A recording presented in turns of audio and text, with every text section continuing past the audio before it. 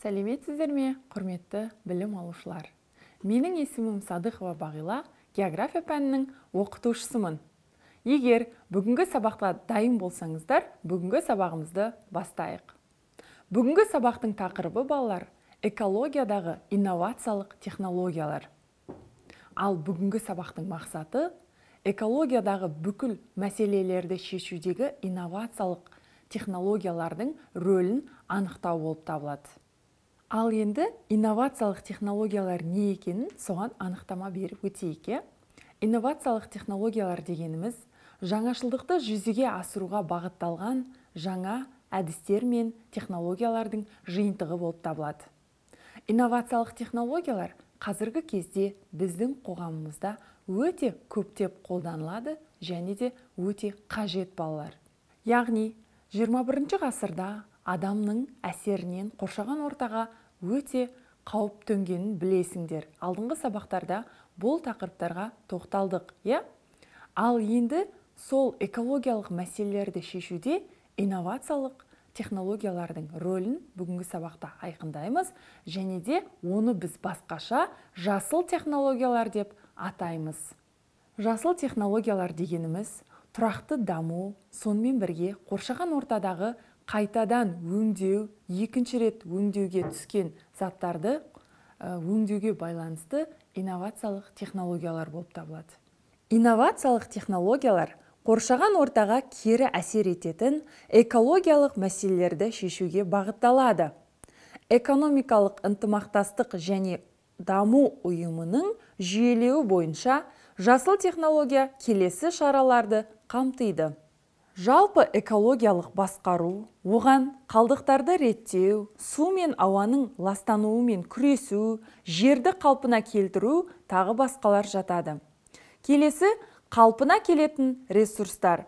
Оған күн энергиясы, биоотын, тағы басқа энергия өндіру жатады. Келесі климаттың өзгеруінің салдарын жеңілдету.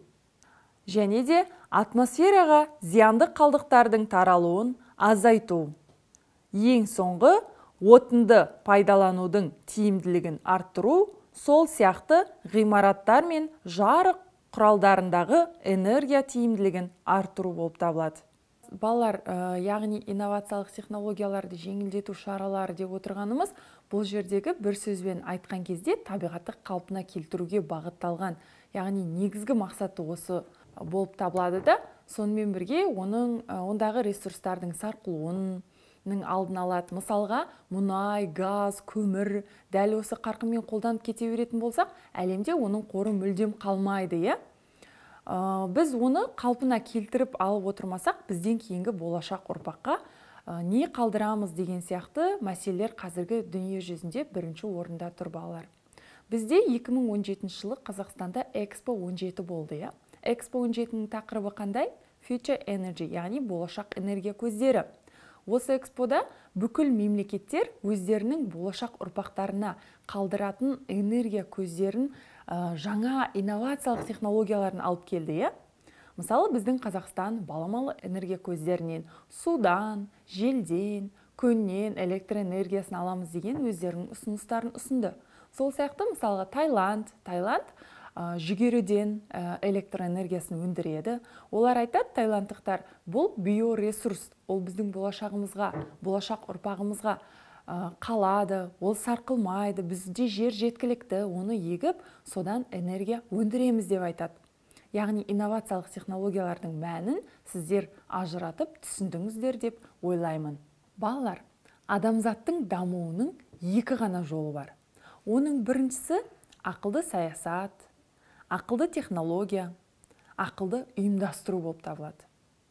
Ал осының мағынасын ашып айқындайық, Ақылды саясат деп отырғанымыз мемлекетте табиғат ресурстарын қолдану кезінде, табиғатты пайдалану кезінде, табиғатқа аз да болсын түсетін қысымды азайту.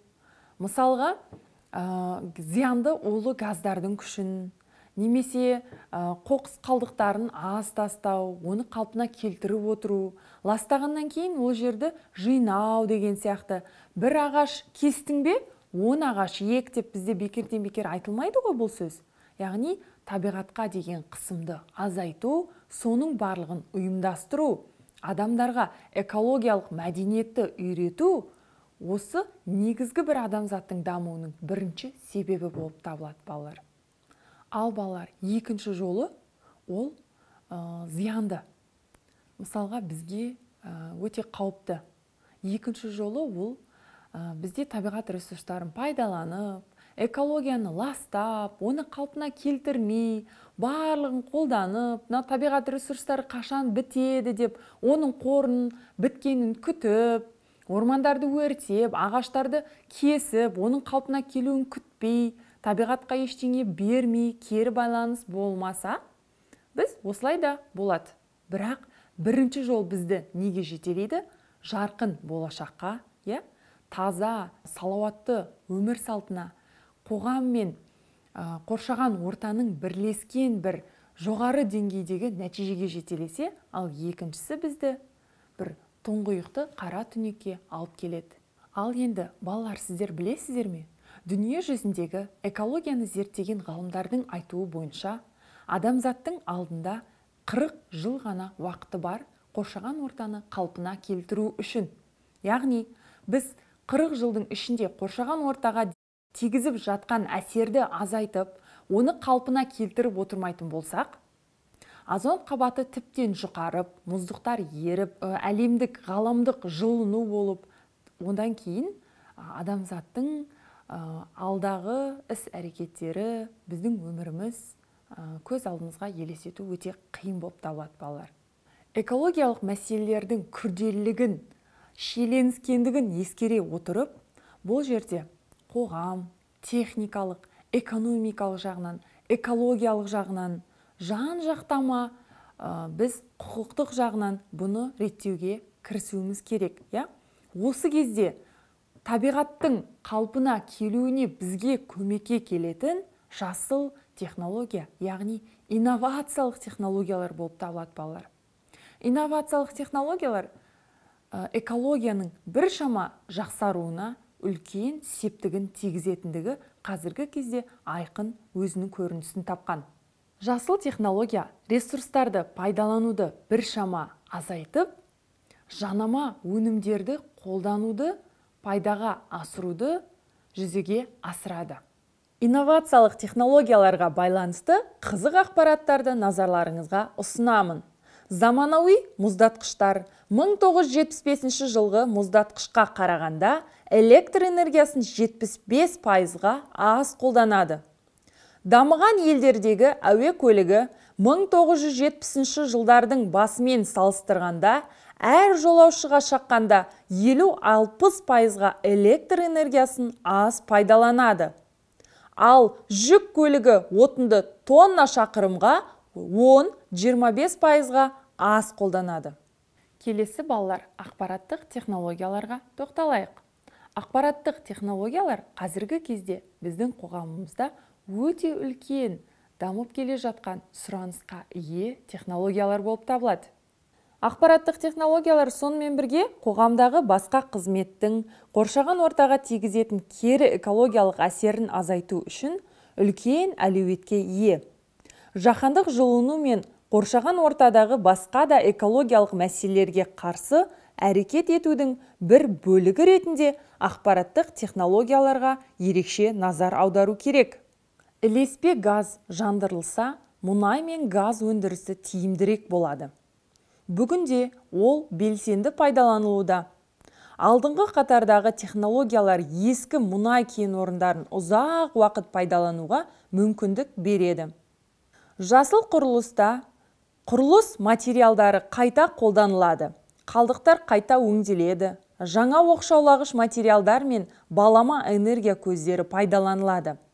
Алынған жылу, ауа жылыту мен электр энергиясын өндіруге жіберіледі. Энергияны тұтынуды азайту, тағы басқа экологиялық мәселелерді шешудің ең қарапайым әрі тиімді әдісі ғимараттардың жылу оқшаулауын жақсарту. Көлік құралдарында жеңіл материалдарды пайдалану, коммуналдық жүйелерде судың ағып кетуін азайту және ауыл шаруашылық өнімдерін сақтау әдістерін жетілдіруге бағытталған технологияларды қолдану болып табылады. Жасыл технологияны дамытудың негізгі бағыттарының бірі энергетика болып табылады. Энергетика дегенімізде балалар, көз алдыларыңа не елестейді? Бұл жерге сіздерге мысалы үшін бұрынғы кезде лампалар деп айтамыз ғой. Жарық шамдардың орнына бізде лампалар қолданылды, е? Ал қазіргі кезде сондай лампалардың, яғни үйдегі жарық беріп тұратын жарық шамдардың басқа да электр энергиясын үнемдейтін түрлері пайда болған. Сонымен бірге көптеген қазіргі кездегі баламалы энергия көздері, олар экологияны ластамау, оның қорының сарқылып кетпеуін алдын алу деген сияқты іс-әрекеттерге өзінің көмегін тигізеді. Бұған қандай энергетикалар жатады? Яғни судан электр энергиясын алу, құлау күші жоғары таулы аймақтардағы өзендерде бізде су электр станциялары салынады. Сонымен бірге жел электр станциялары. Жел электр станциялары жел бар аймақтарда орнатылады. Сонымен бірге ең соңғысы ол бізде қазіргі кезде енді дамып келе жатқан күннен электр энергиясын алу болып табылады. Енді қараңыздар балалар, күн, жел, су, бұлардың ешқайсысы сарқылмайды, е? Бізде бұлардан энергияны ала береміз. Мысалға, күн бүгін шығып, ертең шықпайды деген сөз жоқ қой. Оның қоры, қуаты шексіз. Біз күннен электр энергиясын әрқашанда экологияға ешқандай зиян тигізбей ала беруімізге болады. Ал жел сонымен бірге, ол тегін, мысалға, табиғатта болып жатыр. Тек қана біз ол жерге инновациялық технологиялардың бірін орнататын болсақ, яғни желден электр энергиясын алатын аппараттар бізге желді өндіріп береді. Ал балалар, сонымен сіздермен бүгінгі сабағымызды аяқтаймыз. Бүгінгі сабақ сіздерге түсінікті болды деп ойлаймын. Қорытындылай келе, инновациялық технологиялардың балалар біздің қоғамымыздың дамуы үшін, экологиядағы негізгі мәселелерді болдырмау үшін, үнемдеу үшін, қалпына келтіріп отыру үшін маңызы өте үлкен екенін білдіңіздер. Және де инновациялық технологиялардың біршама түрлерімен таныс болдыңыздар. Сонымен бүгінгі сабағымызды аяқтаймыз, ал үй жұмысына тоқталайық. Бірінші тапсырма. Тұрақты даму және жасыл технология ұғымдарының арасындағы байланысты анықтаңыздар және де жауабын графикпен көрсетіңіздер. Келесі. Жасыл технологияның өз елді мекендерінде қолданылу мүмкіндіктері туралы талдап жазыңдар.